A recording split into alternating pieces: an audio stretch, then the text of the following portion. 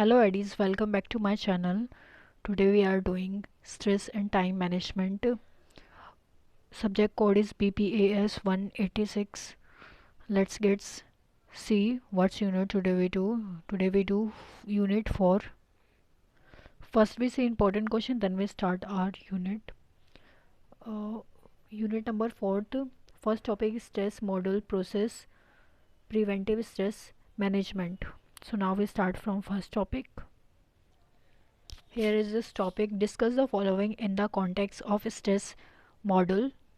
First one is a conservation of resources model. Conservation of resources model is a stress theories that describe the motivations that drive humans to both maintain their current resources and to pressures new resources. सो इसमें क्या बताते हैं कि conservation of resources model में हमारे पास motivation होता है, motivation को डिस्क्राइब करते हैं, जिसमें कि टू टाइप का मोटिवेशन होता है. जो जो ह्यूमन है वो दो तरीके से मेंटेन करता है ह्यूमन को. जो ह्यूमन का जो स्ट्रेस है और जो रिसोर्स स्ट्रेस मॉडल है उसको दो तरीके से हैंडल करता है, मेंटेन करता है. जिसमें कि फर्स्ट होता है करंट रिसोर्सेज, जो भी हमारे पास करंट में है उसके अकॉर्डिंग हम हैंडल करते हैं. सेकंड प्रेशर्स न्यू रिसोर्सेज, या तो हम हमारे पास जो है उसी में हम मैनेज करें. और सेकंड कि जो न्यू रिसोर्सेज है उसके लिए हम प्रेशर लें. जैसे कि हमारे पास कोई स्किल है, it's only example. If we have skill of cooking, if we have a skill of cooking but somebody say to us work on computer, use excel. So in this case we have a new pressure means new stress pressure. But current resources, if we know about cooking, if somebody say to us do cooking, so there's no stress I can say, because we know very well how to cook. So that is the only reasons.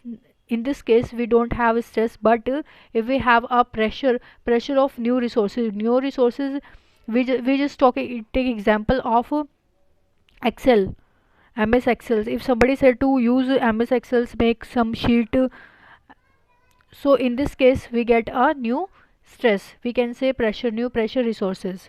So in this only explanation, this explanation is enough, and write in your words in exam, and exam is too near. And if you not watched previous videos, unit to first, second, third, and this one is a fourth, so please watch. This one is a continuation of previous videos. Second point is job demand resources model. So now we see what's come in this. So in short we write this JD/R model. You can also write in exams like this, but not in subtopic. Write in a explanation like this. The model stress that's when the job demands are high and job resources position are low, stress and burn out increase. जब हमारे पास job की जो demand होती है वो तो high होती है, वो बहुत ज़्यादा इंक्रीज़ होती है, और जो हमारे पास जॉब होती है और जो रिसोर्सेज होते हैं वो बहुत कम होते हैं, तो उस केस में हमारे पास क्या हो जाता है, job burden burn out increase हो जाता है, stress and burn out increase होने लगता है. इन दिस केस जब हमारे पास जॉब करने के लिए तो बहुत सारे लोग होते हैं, हमें जॉब की तो बहुत ज़्यादा डिमांड होती है, बट उस केस में हमारे पास एम्प्लॉयमेंट्स बहुत कम होता है. तो that case we can say job demand resources model. I hope you understand this. Third point is challenge and hindrance stressor. Hindrance stressor are considered to be bad ones and are explained as job demands that are negatively linked to work engagement. जो hindrance stress होता है वो क्या consider किया जाता है, bad one stress को consider किया जाता है कि उसको अच्छा स्ट्रेस नहीं बोलते, जिसका कि एग्जांपल दिया है जॉब डिमांड, जो नेगेटिवली लिंक है वर्किंग इंगेजमेंट्स में. Explain for this are organisations politicals lack of resources and other related factors. जिसमें कि जैसे कि ऑर्गेनाइजेशन का एग्जांपल लिया, ऑर्गेनाइजेशन पॉलिटिकल और लैक ऑफ रिसोर्सेज बहुत कम है, तब भी हम चैलेंज फेस करेंगे, हिंड्रेंस चैलेंज। जैसे कि हमने एग्जाम्पल लेते हैं कि हमें स्किल है कुकिंग की और समबडी से to us work on computer. अगर कोई हमें बोले कि हमें कंप्यूटर पे काम करना है, तो उस केस में भी हिंड्रेंस स्ट्रेस हम बोल सकते हैं, kind of. Here challenge stressors are good kind of stressors which are suppose to be developments and positively related to our work engagement. तो इसमें क्या होता है, हम चैलेंजिंग स्ट्रेस को हम काइंड ऑफ गुड स्ट्रेस भी बोल सकते हैं। गुड स्ट्रेस कैसे बोलेंगे कि जो हमारे डेवलपमेंट में कंट्रीब्यूशन है, पॉजिटिवली रिलेटेड कंट्रीब्यूशन है वर्क में, ये भी हमें, अगर हम चैलेंजिंग्स के थ्रू तो हम आगे बढ़ने के लिए सोचेंगे। जैसे कि हमारे पास बहुत सारे लोग कॉम्पीट कर रहे हैं किसी भी कॉम्पिटिटिव एग्जाम्स के लिए। अगर हमारे पास कॉम्पिटिशन नहीं रहे तो हमें यही नहीं पता है कि हम किससे हमें आगे जाना है, किससे आगे बढ़ना है। तो इससे भी हमें क्या पता लगता है, इससे भी हमें ये रहता है कि हम अच्छे से अच्छा बेटर करें। तो एक काइंड ऑफ हम इसको पॉजिटिव वे में भी ले सकते हैं। This includes role demand, workload and such as other related factors. ये डिमांड्स में भी होता है, जैसे कि वर्कलोड है तो हमें टाइम को मैनेज करके चलना पड़ेगा, तो हम इसे इस काइंड भी ले सकते हैं। हिंड्रेंस स्ट्रेस इन शॉर्ट क्या होता है कि कुछ ऐसे स्ट्रेस होते हैं जो हम शो तो नहीं करते हैं, बट वी ऑल हैव। जैसे कि अगर हमने बहुत अच्छी प्रिपरेशन की है किसी भी एग्ज़ाम के लिए, तो उस केस में हमने प्रिपरेशन तो अच्छे से करी है, लेकिन हमें फिर भी स्ट्रेस हो रहा होगा कि पता नहीं कैसे एग्ज़ाम आएगा, कैसा पेपर आएगा, पता नहीं हम अच्छा परफॉर्म कर भी पाएंगे या नहीं। Even then we know every single thing, that time also we also have stress. However, both stressors are related to strains and burnout। जैसे कि हमने देखा कि दोनों जो स्ट्रेसर है वो बर्नआउट होते हैं। बर्नआउट जैसे कि हमने थोड़ी देर पहले देखा था, किस में देखा था, जॉब डिमांड रिसोर्सेज में हमने देखा था उस मॉडल में कि जॉब की तो डिमांड बहुत ज़्यादा है, job demands are high but resources are low. तो जॉब की जो डिमांड थी वो तो हाई थी, बट डिमांड बहुत कम थी। तो इसमें भी हम चैलेंज को फेस करते हैं कि हम स्किल्ड तो हैं, बट हमें क्या नहीं मिल पा रही, जॉब नहीं मिल पा रही। So we also add this example in this challenge and hindrance stressor. Hope so you understand this topic. Now we move on second topic. First we see what's second topic and then we go ahead. Second important topic is preventive stress management. So now we see what's come in this. So here is the question, discuss the concept of prevention stress management। इस topic में हम देखेंगे कि कैसे हम stress को stop कर सकते हैं, कैसे हम स्ट्रेस से बच सकते हैं, कौन कौन से मैनेजमेंट करने से हम लोग स्ट्रेस को प्रिवेंट टू से स्टॉप कर सकते हैं। सो इसमें 2 तरीके के हम प्रिवेंशन डिस्कस करेंगे। जो फर्स्ट होता है individual prevention, second is organisation management stressor. So first we discuss individual pressure prevention. So here is individual prevention. Take care of your body, take deep breath, stretch or meditate, try to eat healthy, well balanced meal, exercise regularly, get plenty of sleep। तो अगर हम इन सब methods को use करेंगे तो हमें क्या individually prevention की, हम जो भी हमारे प्रेशर है उनसे हम बच सकते हैं। जो हमारे जो कि इंडिविजुअली सभी स्ट्रेस को फेस कर रहे होते हैं, जैसे कि हमारी बॉडी अनहेल्दी रहती है just because of not taking proper sleep, not taking proper meal, to say balance meal. So ये सब चीज़ें भी बहुत ज़्यादा इफ़ेक्ट क्रिएट करते हैं एक इंडिविजुअल बॉडी पर, एक इंडिविजुअल पर्सन पर। क्योंकि जो स्ट्रेस है, स्ट्रेस हमें बहुत बार स्ट्रेस कहाँ से लीड हो रहा होता है कि तो हमारी अच्छी हेल्थ नहीं होती। जिस टाइम पर अगर हमारी अच्छी हेल्थ नहीं है तो उस केस में हमें क्या करना चाहिए, हमें डीप ब्रेथ, हम मेडिटेशन करना चाहिए। We needs to go on meditation side. और अगर हमारी बॉडी अनफिट है, हम जो भी खा रहे हैं, कुछ भी चीज़ें हमें अच्छे रिजल्ट नहीं दे रही, so we need to go on balance diet. So here we discuss this. So now we start. Individual prevention involve interventions at the primary, secondary and tertiary level activity. तो हम देखेंगे कि प्राइमरी में क्या होगा, सेकेंडरी में क्या है, टर्शियरी में क्या होगा। तो हम डिस्कस करते हैं primary prevention. Primary prevention activities are positive thinking. तो प्राइमरी एक्टिविटी में देखा जाए तो फर्स्ट होता है हमारा प्राइमरी प्रिवेंशन में देखें तो हमें पॉजिटिव थिंक करना है, मतलब कि हमें किसी भी चीज़ में नेगेटिव नहीं होना, rather not going on in our life good things, even then we need to go on positive thinking.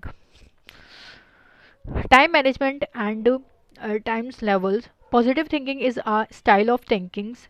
अब क्या होता है कि जो पॉजिटिव थिंकिंग होती है वो स्टाइल ऑफ थिंकिंग होता है. जैसे कि हम अपने एक रूटीन मतलब एक हैबिट्स को बिल्ड कर देते हैं कि कोई भी सिचुएशन है उसमें भी हम पॉजिटिव ही सोचेंगे, पॉजिटिव रेदर कि हमारे लाइफ में सब कुछ बहुत गलत चल रहा है, बिल्कुल भी कुछ भी अच्छा नहीं चल रहा है, हमारे पास कोई भी सोल्यूशन नहीं है उन चीज़ों से